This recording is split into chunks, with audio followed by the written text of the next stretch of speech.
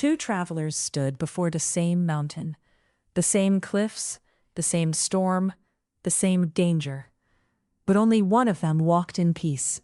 Why? Because the strongest traveler was not the one who believed in himself the most. It was the one who did not walk alone. That is the story I want to tell you. And if you stay with it, you may begin to hear three small words very differently. Imagine a mountain, not a beautiful postcard mountain, not a safe hiking trail, a real mountain, high, wild, dangerous. Its cliffs are steep, its paths are narrow. Storms can arrive without warning. Wild animals move through the dark places. Loose stones slide beneath your feet. And everyone who knows that mountain says the same thing. Do not take this journey lightly. Now imagine that two travelers arrive at the foot of that mountain at the same time. They both see the same warning signs. They both feel the same cold wind. They both understand that the climb ahead is serious. But they do not make the same choice. The first traveler looks at the mountain and says, "I will go by my own strength. I do not need anyone. I do not need guidance. I do not need help." And because he trusts only himself, he walks straight toward the narrow path alone. The second traveler pauses. He notices a ranger station near the foot of the mountain. It is not flashy. It is not mysterious. It is simply there, waiting. So he enters. Inside, he learns something important. The mountain is not ownerless. It is watched. Its paths are known. Its shelters are marked. Its dangers are understood.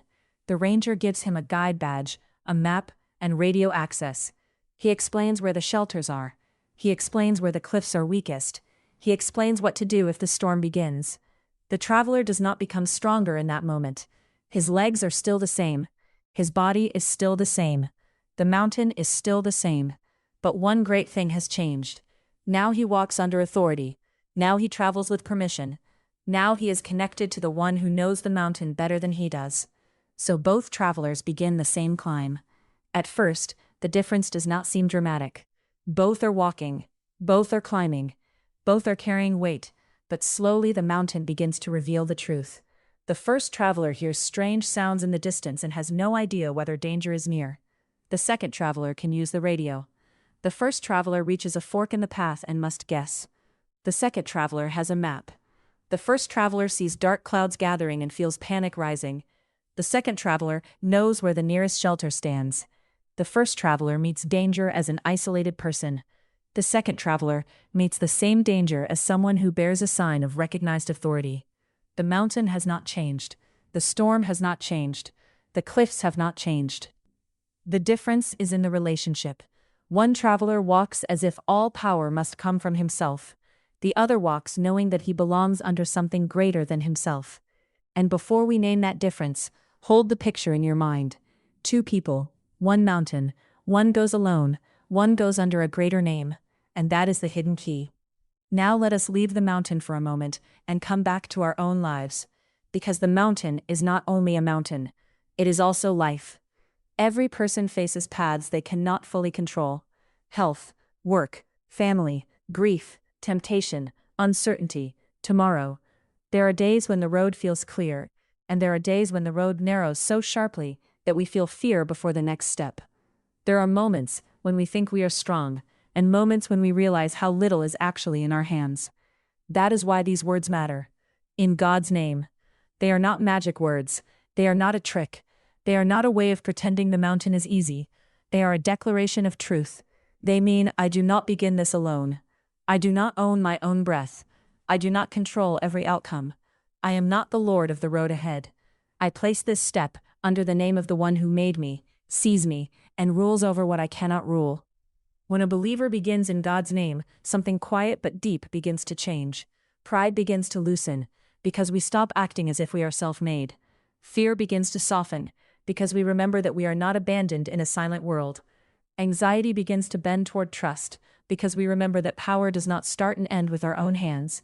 And gratitude begins to awake, because we start noticing how much of life has already been given before we ever asked for it. Look at creation itself. The seed does not write its own design, yet it becomes a tree. The clouds do not debate whether they should carry rain, yet fields are watered. The morning does not need our permission to arrive, yet light returns faithfully. Birds build nests, bees find flowers, roots find water. Bread reaches our tables through countless mercies working together. Again and again, the world behaves like a place under command. Not chaos, not abandonment, not ownerless motion. And if the created world moves under God's wisdom, then how strange it would be for human beings alone to live as though everything begins only with themselves. Think for a moment about a loaf of bread on a table. It looks ordinary, but it is not ordinary. Behind it stands soil, rain, light, time, growth, labor, transport, and provision. So much had to be given before the bread ever reached your hands. To begin in God's name before receiving it is to refuse forgetfulness. It is to say, this gift has a source. This mercy did not appear from nowhere. I receive this with gratitude, not entitlement, because the deepest difference between them was never only practical, it was spiritual. The first traveler believed that independence was strength. But in truth, he was carrying a burden too large for one person.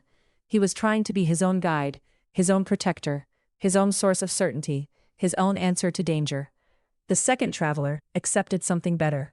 He accepted that true strength begins with right dependence, not dependence on human weakness, dependence on God. And that is one of the great lessons hidden inside the life of faith. To belong to God is not humiliation. It is rescue from illusion. The illusion that we are enough by ourselves. The illusion that we sustain our own world. The illusion that control is the same thing as peace. No, peace comes when the heart knows whose world it is walking through. So perhaps in God's name is not merely the first phrase a believer says. Perhaps it is the first door a believer opens. The door from self-importance to humility. The door from fear to trust. The door from forgetfulness to gratitude. The door from isolation to belonging. The strongest traveler was never the one with the loudest confidence. It was the one who did not walk alone. So the next time you begin a task, or face a hard conversation, or step into an uncertain day, pause for one heartbeat. And remember the mountain, remember the storm, remember the two travelers. Then ask yourself, will I begin this as if everything depends only on me? Or will I begin it in God's name? Because those words are not there to make you smaller. They are there to place your smallness inside a greater mercy. And that is the hidden key. If this story helped you see those words differently, stay with us for more parables that open timeless spiritual wisdom with simple pictures.